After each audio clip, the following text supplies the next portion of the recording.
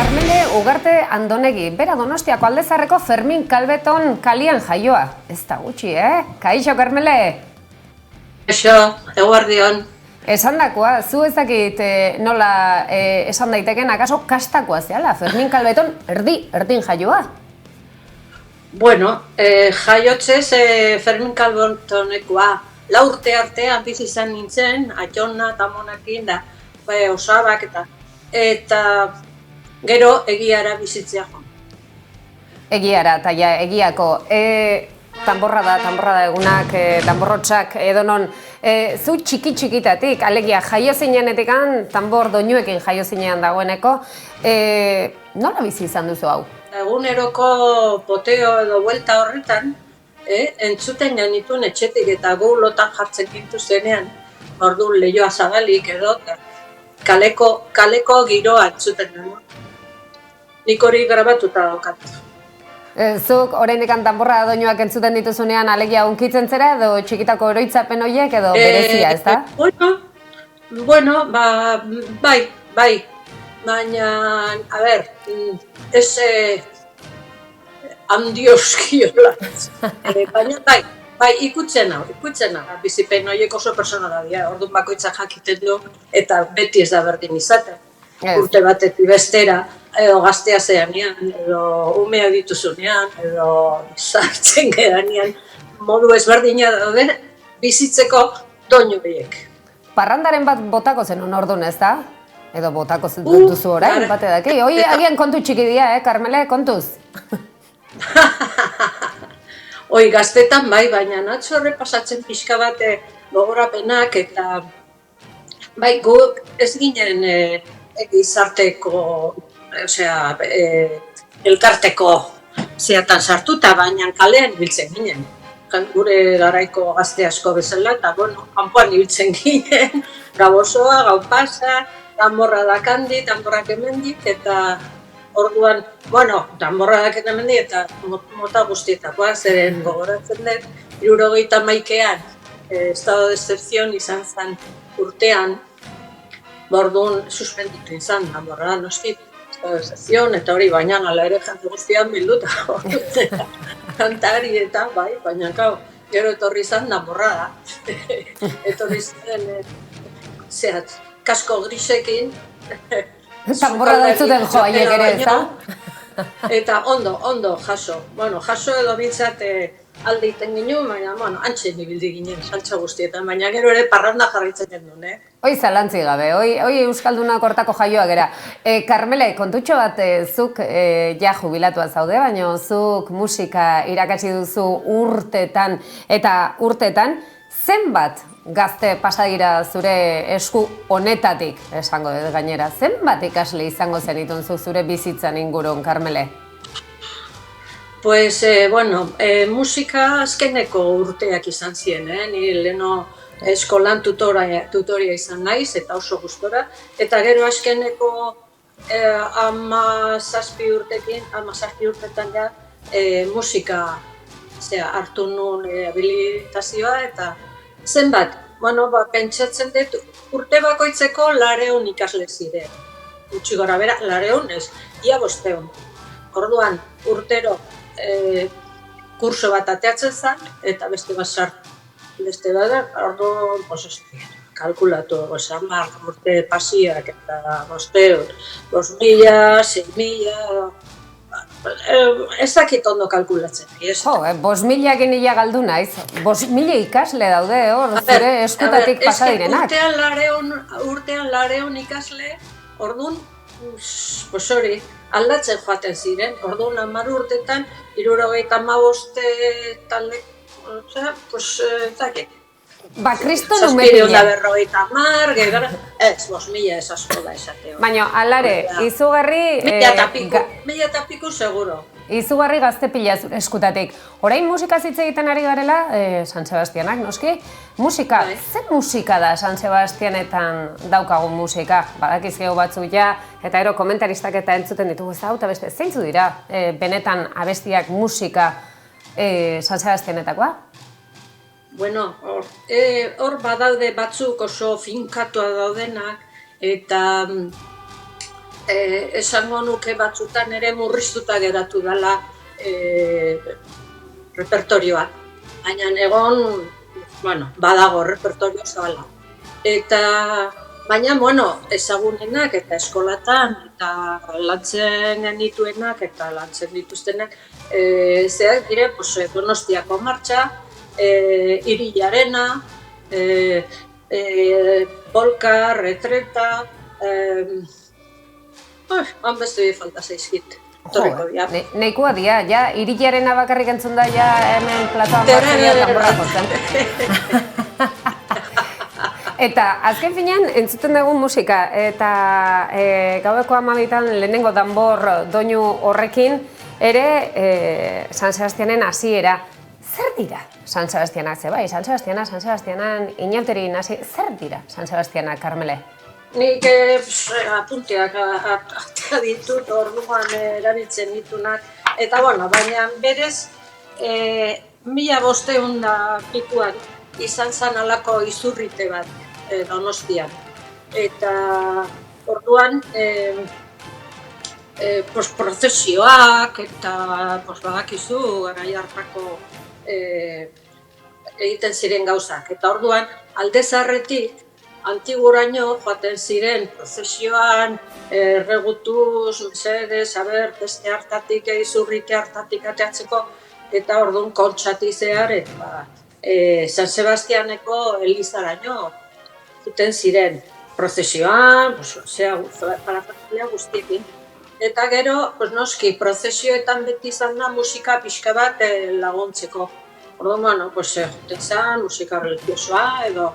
Eta horrela hasi zen, pasatu zanean izurritea.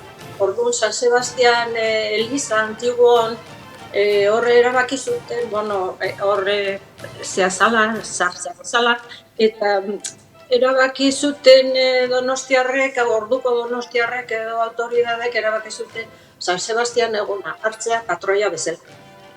Orduan hori 1500. Baina orduan urteak eta urteak prozesioa gora, prozesioa bera, eta horrela orduan musika gehiago jarri, 100 urte pasata pifanoak eta zeekin, pixkana, eta ja gero, 1700 pikuaina jartzen geha, eta orduan ja inauterik hasi ziren ospatzen. Eta, klaro, San Sebastian eguna, berez San Sebastian egunekoa izanik, baina jaiak eta prestaketak antolatu ziren inauterien barruan. Zeren orduan, urtarrileko igande guztietan ateatzen zen konparsaren bat, Donostian. Orduan, badire Josus Mia Sofireunetik konparsa konkretuak ateatzen ziela. Igande batean igual bi konparsa, urreko igandean beste bi, eta horrela.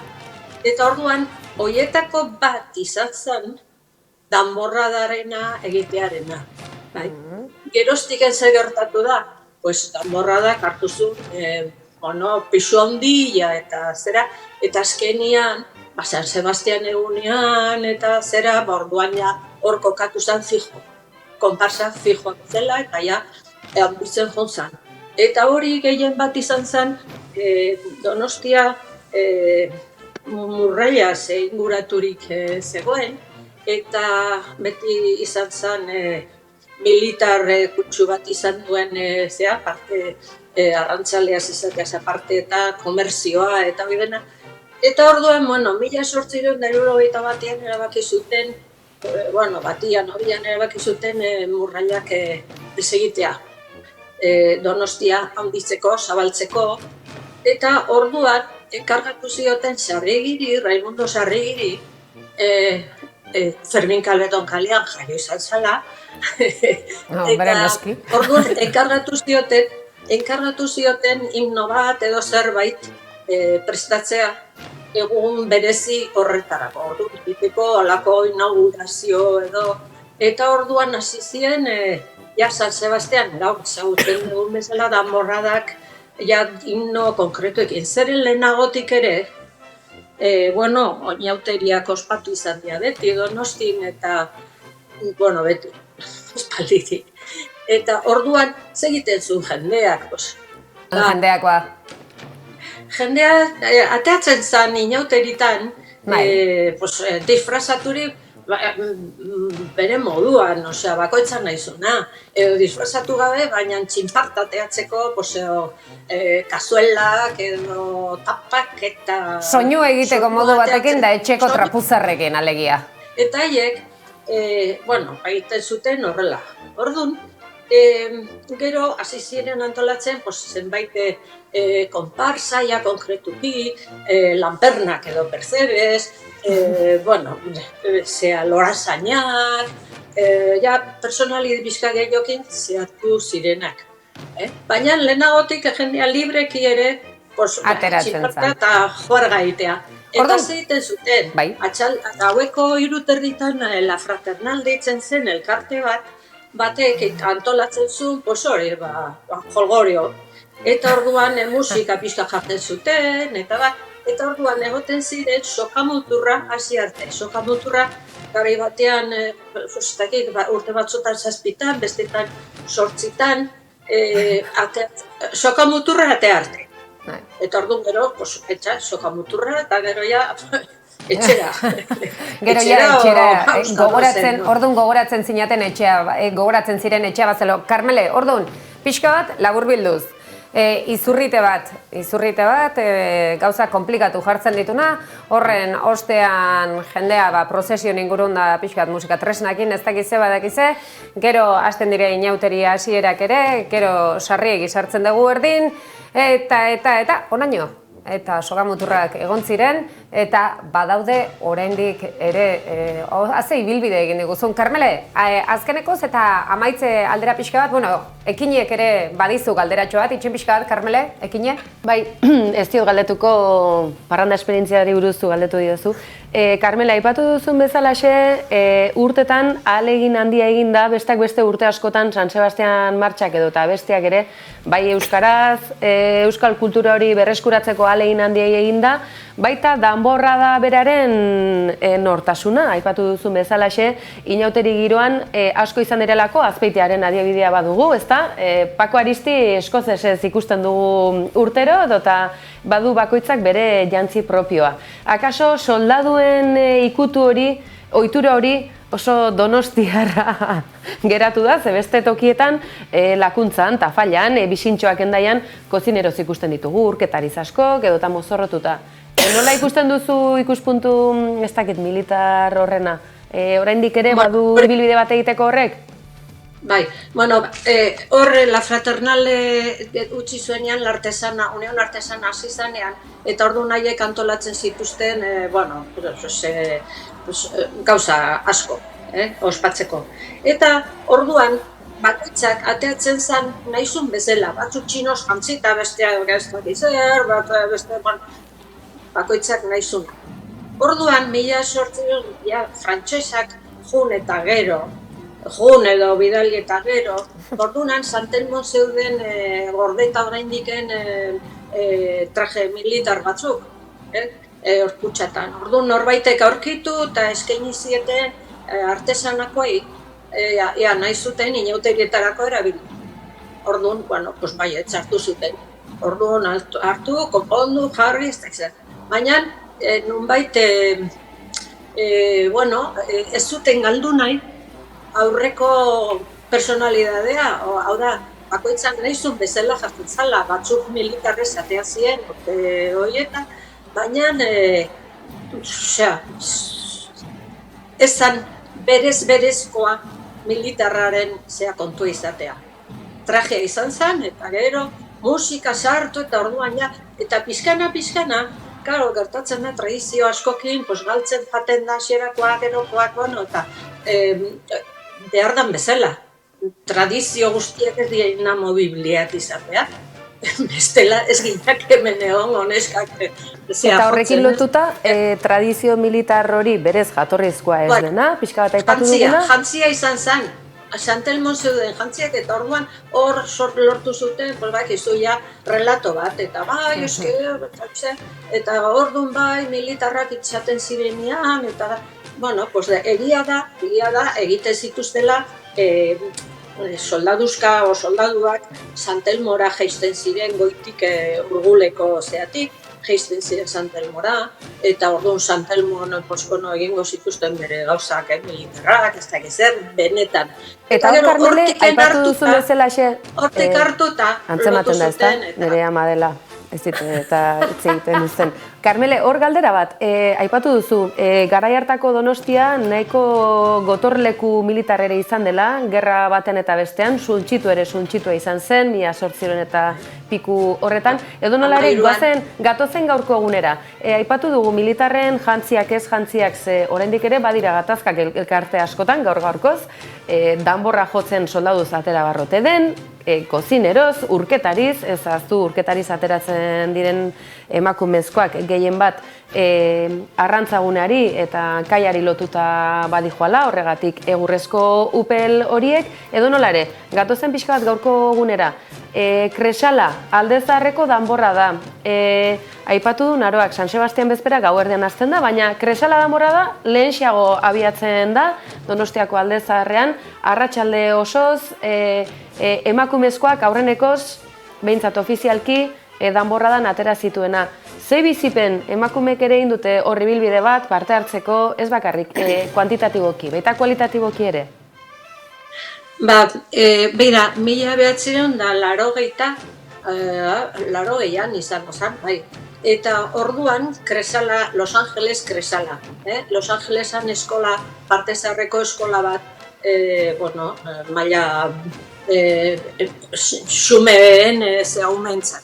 Bueno, gero ja lasailekoek hartu zuten, en fin, Los Angeles Kresala, eta orduan erabaki zuten emakumea sartu behar zala, eta hasieran ematen zuen danborrak eta militarrak eta gizonezkoan azala, eta gero sukaldariak ere bai, eta orduan emakumeak sartu behar zan nahi eta nahi ez, eta orduan zein zuten, tiratu zuten, aguadorak edo urketariak. Garai batean, artezarrian zeuden kainoietan eta beste iturrietatik urartzea joten ziren, baina ez emakumea bakarrik, panaderoak eta okinak eta joten ziren ura ez egon etxean daukagun bazela orain rata. Eta orduan, hortik tiratuta atea zuten, egin zuten imaginarioa, hori urketaria dena. Orduan emakumeak garaiko trajes jantzita eta erradak,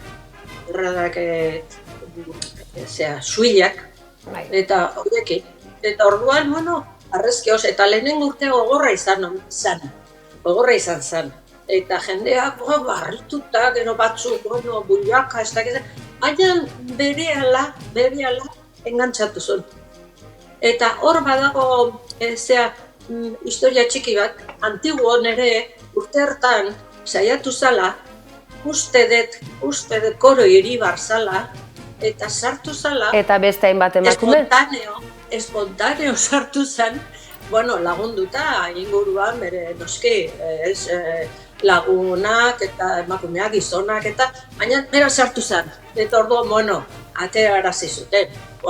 Ze bronka montatu zuten, eta akordatzen nahiz, Bostoneko maratoia nola izan zen, lehenengo emakumea sartu zela bere entrenatzaiekin korrika egitea. Eta orduan, atzitik enjun zitzaizkien, maratoia zen eta orduan korrika zijoazten eta gainera ona zen, harrapatu ez eta arrezkeoz, Baina hemen Antiguon eta Danborradan sartzen ziata zintezu korrikarik egin, lekuan, muitu gabe eta orduan. Baina izan zen ekintza txikia, baina esanguratsua. Eta bitartean besteak, Kresalak lan asko egin du eta jarraitzen du egiten. Bide horretan, esan dezakegu, aktualitate gai izaten segitzen duela, Koro Egibarra aipatu duzu, Karmele, beste hainbat emakumerekin batera izugarrizko erronka izan zutelako. Egia da, emakumeek parte hartzeko urratxoiek emandako garaiak represio handiko garaiak izan direla baita ere, Koro Egibarri gainera mendik besarka da eta musu bat bidali nahi diogu, ze urte luzez izan zen ondoren espetxean atxiloaldi gogorren ondoren beste hainbat emakumek bezalaxe egindako bidelatz horretan. Karmele, zuk tarte batez behintzat ezagutu zenuen, garai hartako martuten espetxe barruko giroa, hainbatetan aipatu izan diguzunez, baita aborto eskubideari lotuta mediku edo erizainak ere ezagutu ahal izan zenituen, zer den gaur egunean oraindik ere gai hauek hain pilpilan egotea. Ze giro zen garai hartakoa? Pentsa, 40 urte pasata eta bandiken aborto asko aurreratu da, asko, hombre, eskerra, beste lan egongo ginen. Baina, bai, giroa zer zen, pues hor zeuden talde, bueno, ni demora gutxi gondo nintzen, baina talde batian ziren komunak deitzen zirenak, gero politikoak, eta gero politikoen barruan, talde barruan, zeudela, enfermera bat, eta emakume bat, Donostiko famili oso ezaguna baten alaba, eta biak kartzelan zeuden, aborto kontu batengatik, edo batzuengatik, edo laguntzeagatik. Bai, han egon duzien, eta oso aurrerakoiak, noski, bai. Karmele, honek luzerako ematen digu, egia da, inauteriak, danborra da, emakumen parte hartzea, oraindik ere zeresana ematen ari dena, argi, honi buruz ere aipamenen bat egingo dugula, baina elkarrezketa hau bukatze aldera, Naroari eskatuko diot, Karmele Ugarte Andogenegiri galdetzea, zer nahiago duen, iza da edo harria da, eta harria da nahiago baldin badu zergatik ote den. Nik uste galdetu dizula alabak, ez da? Errepikatu beharren, loreto bat bezala ondorio, zerantu jozu alabari. Bai, aurreratu egiten da, eta ni bezala askotan, zingo dugu. Bai, nik gehiago gustatzen, bila gustatzen zezti. Batek, pizten du ze hori. Baina gero, jetxiera edo, bandera jetxiera, niretzat beste doinu ezberdinak ere, eta repertorio zabalagoa izan du beti, eta, oso herriko jagoa zeren. Iza edo, bandera egitzearena beti izan da, goi mailako soziedade baten esku. Eta orduan, baina, jolga eta jolgorio gure zegoen, baina, beti politia da. Baina, politiena niretzat da, bezperan, 19 Santelmotik jaisten diren umeak, Kresalako umeak eta neska mutilak jaisten diren lanborrarekin, bizkailera horiek, Santelmoko plazaraino horrek sortzen din niri zirrara ikaragarri. Soinu hori, lanborra jaisten urduletik behera, eta gero musikak eta oso musika onak eta oso aberatsak, ez da bakarrik seikanta. Klasikoiek oain zabaltzen nahi dira, repertorio. Baina, haue beti da nik izan dute oso repertorio polita. Eta ez kutsu militarra baizik eta kutsu jolastia, venga, eta soldaduak, eta urketariak, eta, zaldiak. Neri horrek sortzen din. Horrek sortzen dizu, Karmele. Eta esaten badiate, noiz hasten da San Sebastianak? 12 baino lehen ez. San Sebastianak hasten dira. Azteko, eskola guztietan, atxaldeko 3etan, ateatzen die, bakoitzak erabaki duen bezala jantzita, sukaldariak gehienak, eta ateatzen die, auzoetan zehar, ikastolak, eskolak, dena publikoak eta beste pribatuak denak, ateatzen, dena batzuk eskola barrun ditu eta beste batzuk kanpon. Baina hori atxaldeko 3etan, baina gero atxaldeko 6:30, Santelmokoa da, hori da mundia. Santelmo Kresala, hoixe, Karmele, amaitzeko, Arriadan ere bada abesti berezi bat, ez da? Ja hori amaiera emateko, bada abesti berezi bat Arriadan ez bana izoker? Bai, hori beti izan da, guk ezagutu gazte-gaztetatik eta mugimendu guztietatik elkartzen ginenean, eta beti zai dago ama zai aita, hori oandiken, olio azala jartzen zait, nola bizitzen ginen, eta ze beharra zegoen, ze sentipenak, zenba jende, zenba zea, eta orduan hori izan zen, mundiala. Orduan esatizut, Azteko Santelmokoa eta bukatzeko zai dago ama, zai aita. Eta ban, etxera eta etxera. Marabila bat, Karmele. Haze brotxe polita jarri dezuna, aldarrikapena guzti. Hoi da emakumia. Karmele, mila esker, musu, erraldoi bat, bale? Zuentzat ere, zeren egiten naizeaten lana ikaragarria handia da. Hombre, ze esango du ba, ze esango dezu bazuk, oso ondo. Karmele, mila esker, musu erraldoi bat, abesarkada bat. Bai, berdin.